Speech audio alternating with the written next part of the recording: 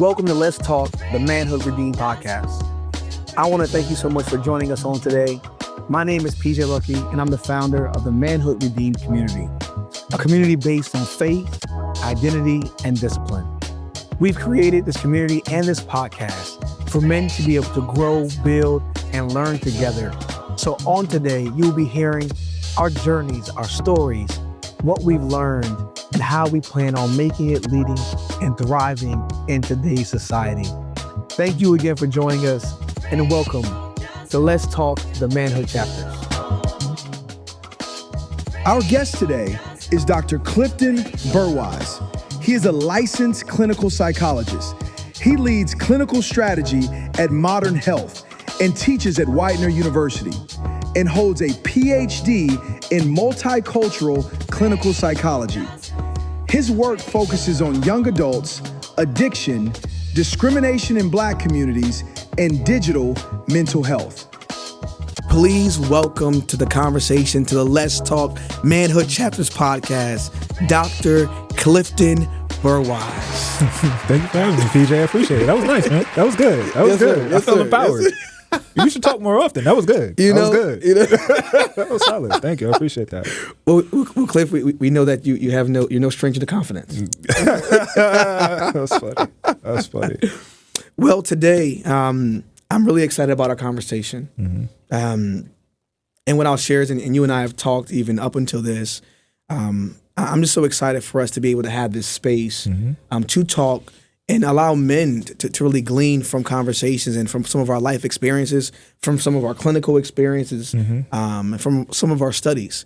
So with that said, I really just want to dive into this conversation around why men feel stuck. And this conversation really came to me when I began to think about, us being stagnant in different places and not having community and not having conversations with the outside world. I feel like, especially as men begin to work and maybe graduate college or start a trade, Definitely. That they focus on making money, their family, and next steps.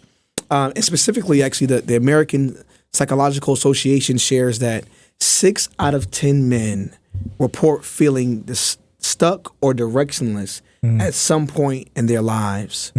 So with that said, can we kind of dive into what are some of the common causes of men feeling stuck, and especially some of the work that you've done with so many different men?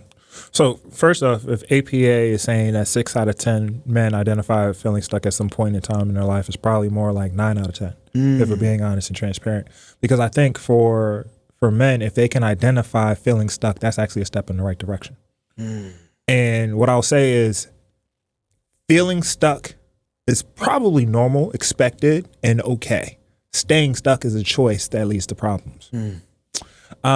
So I think part of the issue is it really comes down to expectations, and a lot of men are doing what they're expected to do, but not necessarily what they want to do or even what they need to do. So I think from my own clinical practice, and like PJ said, I work with all adults, and I have a background in addictions, and a lot of the times that comes from wanting to not feel certain things. Stuckness is one of those feelings that a lot of men feel. But it is never said as such. It's like I feel like I am angry all the time. I feel tense all the time. I don't really know what that is. And there's always this confusion in regards to, but like I'm doing what I'm supposed to do. And that's real. Like that's genuine. And there's sometimes the confusion between like movement and progress. Where just because you're moving, you're doing what you're supposed to do, you're going to work, you're showing up, you're providing for the household. Why do I feel stuck? Because going back, that's what you're expected to do, but you never really asked where those expectations came from. Yes. Right? That's one thing. And then another thing is, do you make time for what you need to do or / what you want to do? Cliff, that's a great point right there. And now, but I want to go back to something that you mentioned about expectations. Okay. And I feel like we need to dive really deep into that and maybe unpack that a little bit, right? Okay. When it comes to these expectations that men are supposed to have, can we talk through a little bit, like, where do they come from? Where do these pressures come from? As we know, we're socialized in different capacities. There's a scripture that I love that says, faith cometh by hearing, and hearing by the word of the Lord. But I'd like to pause at that first part of the scripture that says faith cometh by hearing, because many times what we hear will determine what we believe, right?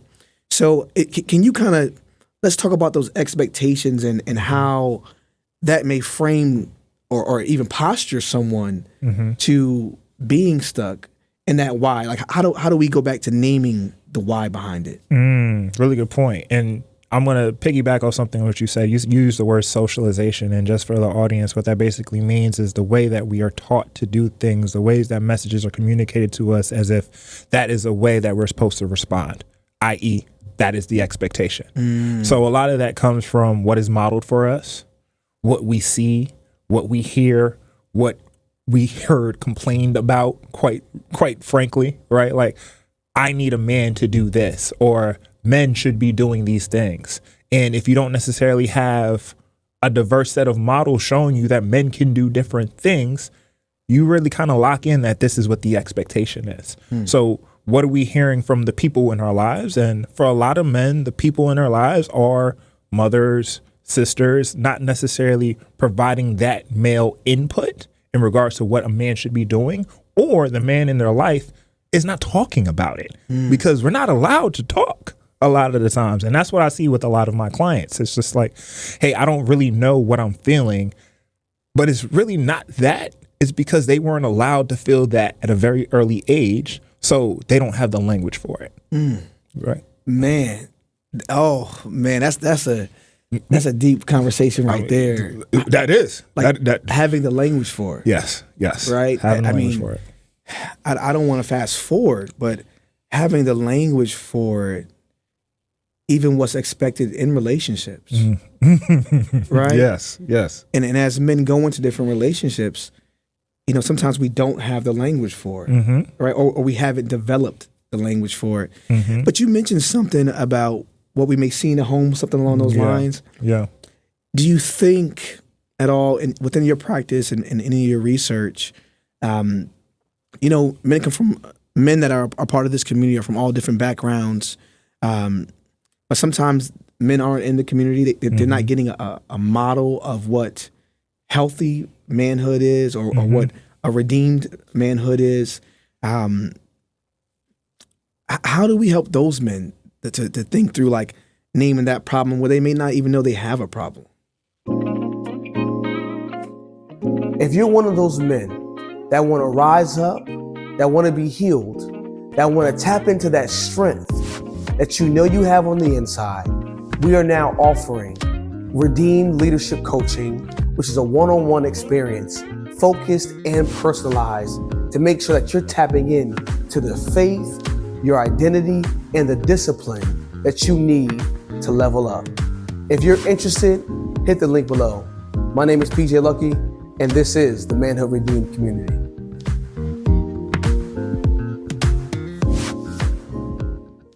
Like, that's how do we begin that process? I think you're right, because it's not always seen as a problem. At the end of the day, this is why we talked about the difference between movement versus progress. Because if I'm doing everything I'm supposed to be doing, why do I still have this problem? But the thing is, like I said, you're doing what you're expected to do, but you're not really taking the time to reflect on what it is that you need for you. And what that is basically encouraging people to take those moments to reflect on what brings you joy, what brings you happiness, what brings you fulfillment. And like I said, sometimes it's okay to feel stuck. I've felt stuck before in my life. Yes, sir. And then I was able to recognize, like, how does this fit into overall the purpose or the goals that I'm striving for, right? So if I can give an example of how I was able to work through it, everything in my life, I'm of an age where so much of my life revolved around school and my career and my profession. Yes, like sir. A lot of men are told that they're supposed to do. But I was able to figure out a profession that made sense for me. Licensed clinical psychologist, just in case you didn't realize. But when I was in graduate school, I went to school in Rhode Island, and I wasn't around my community. I'm originally from New York. I spent 6 years in Connecticut. So the people that I was closest to, that I had the greatest attachment to, weren't there with me. And I had been there for 2-3 years, and I'm going through it, and I'm doing what I'm supposed to do, but I didn't feel fulfilled. it was hard. It was challenging. I felt isolated. I didn't have the same community that I once did physically in the same way. But I recognized that this was a part of a goal that I had that also fulfilled my greater purpose, right? Like, I knew that I was in the position to support others. That had always been my thing. That, like, some people love politics, some people love sports, some people love government, some people love whatever their passion is, whether it's music. I love to support people. And I chose a profession that would help me doing that.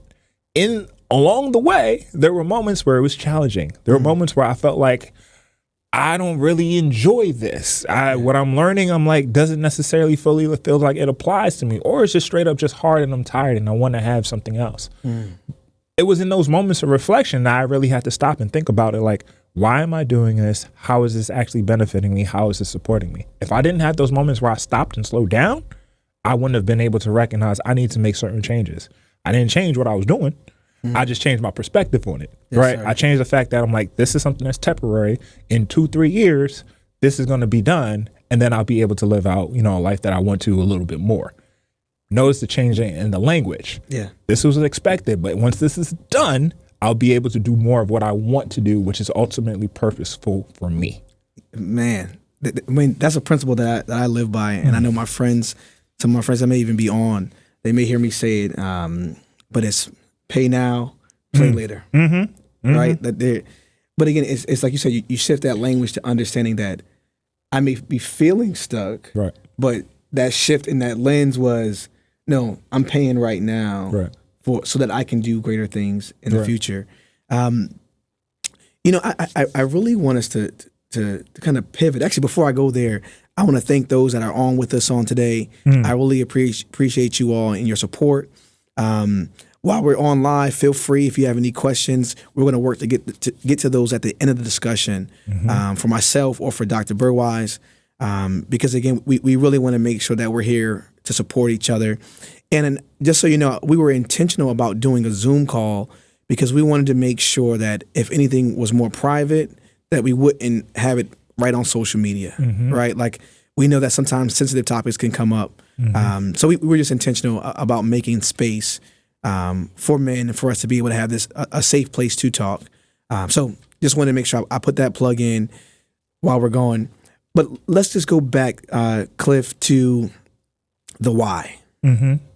Right? The why is so important. And I was having a conversation with some young guys recently about music, right?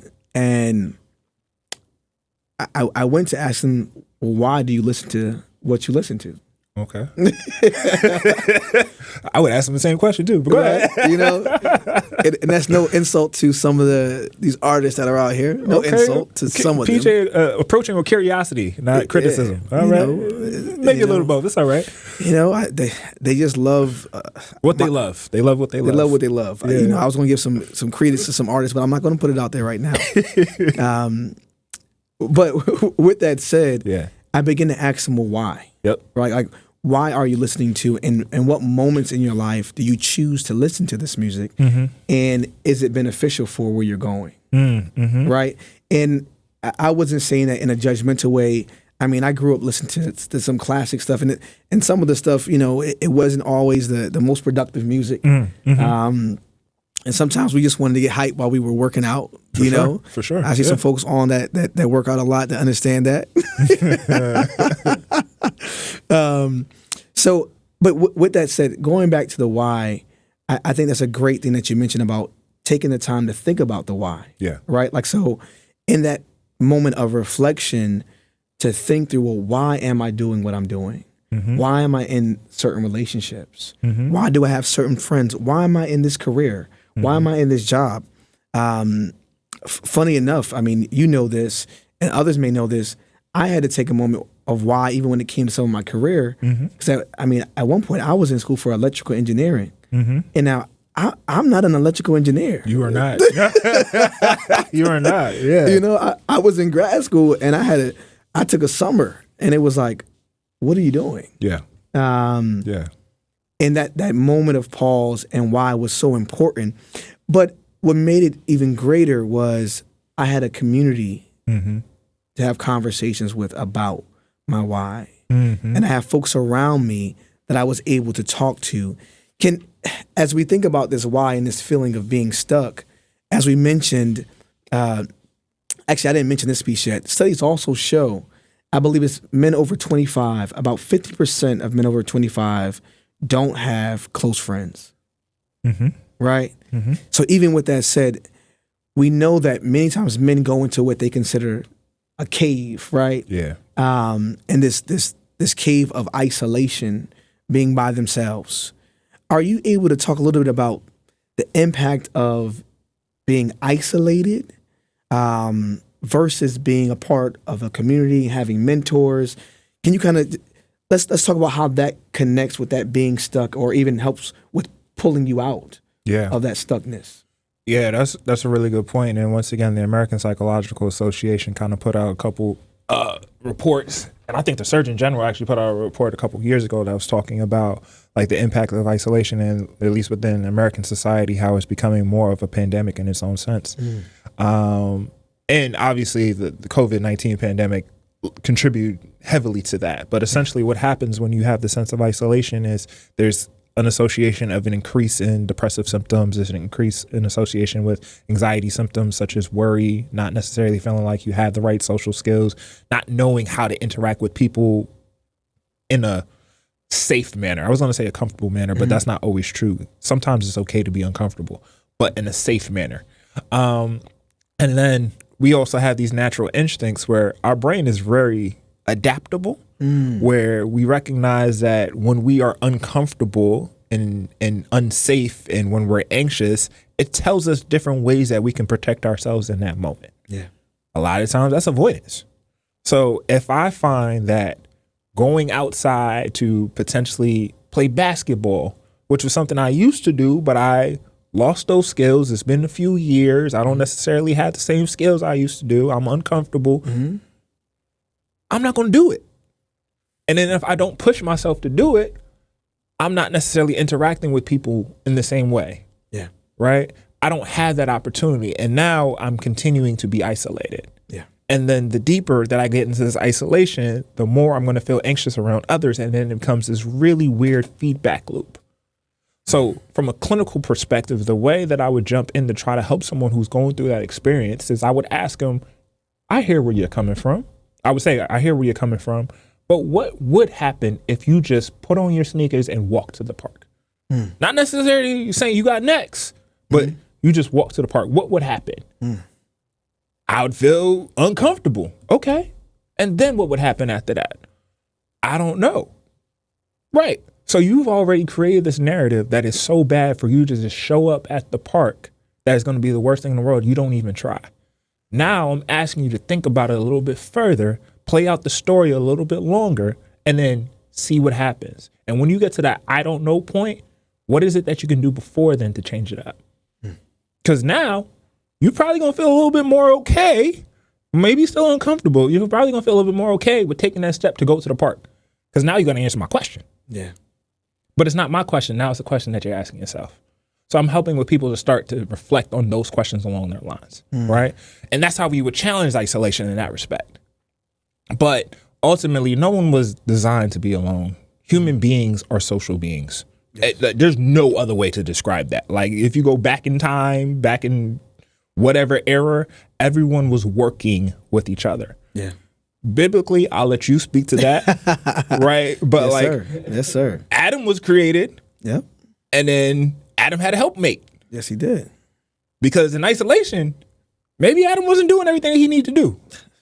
All right. So, but also, there's also something for men to be able to have community with each other. Yes. Because there are also just certain experiences that we have, whether that's expectations, whether that is conversations, and we can't do that.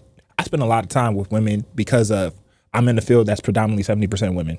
Yes, sir. I was raised by my mother, my two sisters, my grandmother. Yes, sir.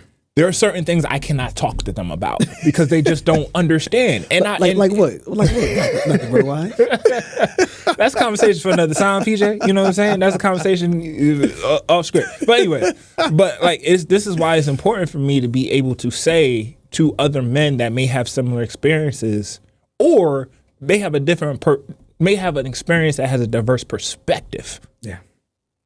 Because sometimes I just need you to talk and get it. I don't need to necessarily want to explain it to you or be questioned about it, because that's where it becomes a challenge. And then if I'm constantly feeling like I'm questioned, I'm not going to want to talk to you anymore because it doesn't necessarily feel safe. Yeah. You know what I mean? Yeah. That's so interesting. I think men, they don't talk about feeling safe often. Right. Right? But also when we're boys, Yeah. how often are we allowed to feel safe when we're hurt? Right? Like this idea of, traditional story, you scrape your knee, you start to cry because you're a human being and you feel pain. Yeah. And when you're a child, you don't necessarily know how to handle that. What are you told to do?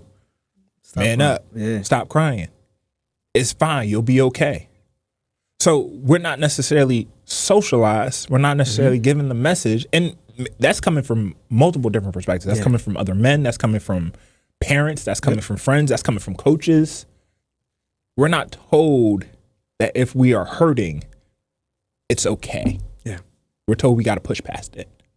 So now if we're having emotion and we're not okay, we weren't allowed to communicate that before. So if we were told we can't do it, why are we going to start doing it now? So we got to start to redefine that narrative as well. But unfortunately, because of those narratives, it leads to more isolation. Definitely.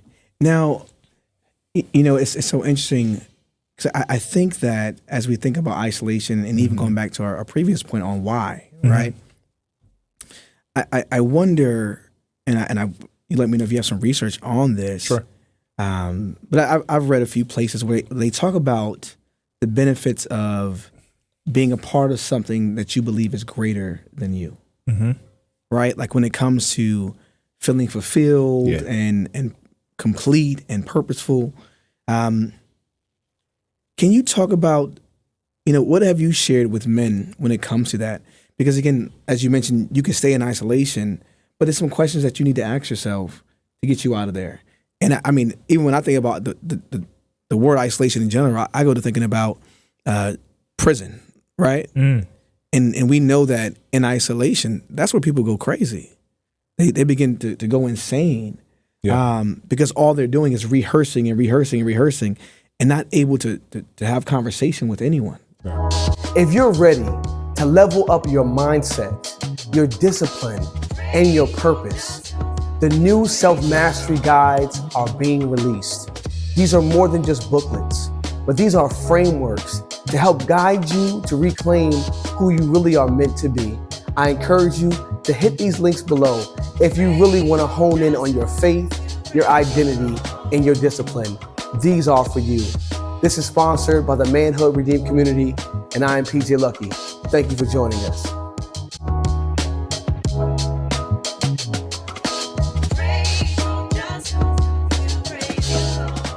Thank you for watching the Let's Talk podcast, the Manhood Chapters.